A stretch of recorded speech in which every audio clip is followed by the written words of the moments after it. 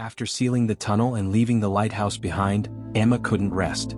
She'd destroyed a wartime secret, yes, but questions haunted her. Why had her grandfather hidden it? Who else knew?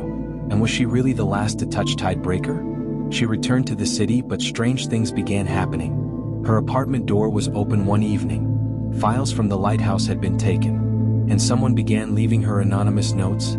"You shouldn't have burned it." The handwriting looked eerily familiar, just like the one on her grandfather's final letter. Emma reached out to a retired naval officer mentioned in the journal, Commander Alcott. He met her reluctantly in a quiet park. "I told him to destroy it," he said. "That thing, it was never meant to exist. But the government wanted to dig it up again." Emma pressed him. "Why didn't he tell anyone?" "He tried. They silenced him. So he went dark."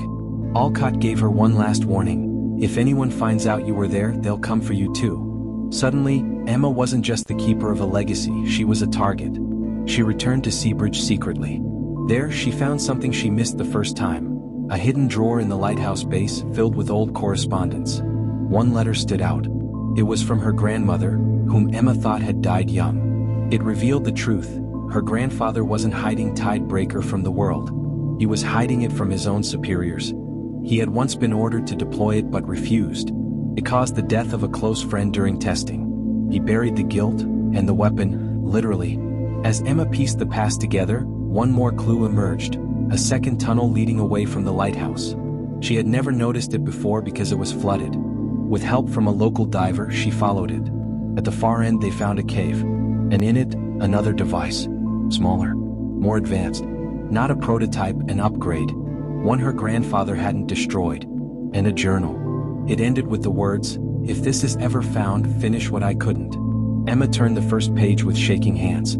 This version was never tested. "I finished it in silence. No one else knows it exists. If you're reading this, I am likely dead and the choice is now yours." She read on. Her grandfather's words were more personal here, less technical, more conflicted. He wrote of the years after he'd buried the original Tidebreaker, how guilt ate at him, how he couldn't stop imagining someone else rebuilding it. So he rebuilt it himself. To understand it. To control it. This is not a weapon, not anymore. It's a warning. A relic. A line I never crossed. Emma sat in the damp silence of the cave, the water dripping behind her like a slow clock. The upgraded Tidebreaker gleamed faintly, untouched by rust. It was smaller, transportable. Contained. Lucas stood back, his eyes scanning the chamber. "What are you going to do?" he asked. She didn't answer right away. 7 years passed. Emma Wallace lived quietly, teaching maritime history at a university 2 hours inland.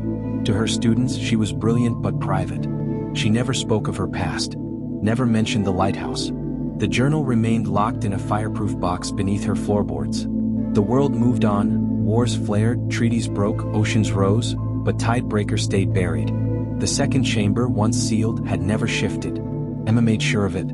She returned each year, alone, checking for signs of disturbance. There were none. Until the letter came. Unmarked envelope. No return address. Inside, a photograph. It showed a sonar scan of a coastline. Not Seabridge, but another place. Another continent. And beside the scan, 3 words handwritten on a torn scrap. "We found it." Emma stood at her window for a long time, watching the wind move through the trees like a silent tide. Her time as guardian was over. Now she would need to act. She opened a drawer, removed the journal, and packed a small case. Because Tidebreaker was no longer just a buried weapon. It was awake somewhere else. And only she knew how to stop it.